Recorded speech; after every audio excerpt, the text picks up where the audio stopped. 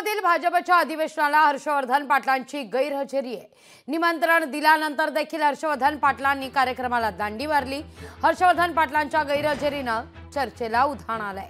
या संदर्भात भाजप जिल्हाध्यक्ष वासुदेव काळे यांच्याशी संवाद साधला आमचे प्रतिनिधी विनोद गायकवाड यांनी।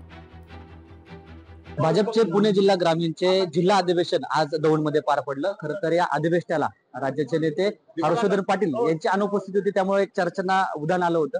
खरं तर या विषयात बोलण्यासाठी भाजपचे जिल्हाध्यक्ष वासुदेव नाना काळे माझ्यासोबत आहेत। नाना, तुम्ही आमंत्रण दिलं होतं, मात्र आता अधिवेशनाला हर्षवर्धन पाटील आले नाहीत, कसं बघता?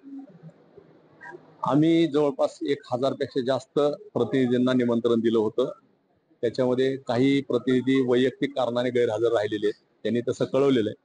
मी हर्षवर्धन पाटलांना सुद्धा मी तशा प्रकारचं आजच्या अधिवेशनाचं निमंत्रण दिलं होतं। ते अनुपस्थित राहिले त्याची मी त्यांच्याशी बोलून आपल्याला कळवेल की नेमकं अनुपस्थितीचं कारण काय।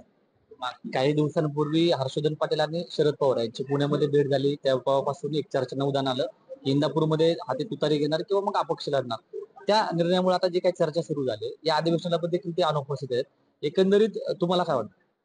नाही, त्या दोन घटनांचा खरं तर संबंध जोडणं मला असं वाटतं की थोडंसं आता तरी चुकीचं होईल। कारण तुमच्या माध्यमातून आम्ही पण पाहिलं की शरद पवारांची आणि हर्षवर्धन पाटलांची भेट झाली, तुमच्या माध्यमातूनच पाहिलेलं आहे। त्यामुळे मला असं काही त्यात वाटलं नाही। परवा माझी भेट झाल्यानंतर मी त्यांच्याशी बोललो, त्यात असं काही त्यांनी तशा प्रकारचं कुठलं वाच्यता केली नाही। त्यामुळे मला काय असं वाटत नाही की तसं काही घडलं। विनोद गायकवाड, लोकशाही न्यूज, दौंड, पुणे। लोकशाही मराठी ऐका, पहा, जागरूक रहा।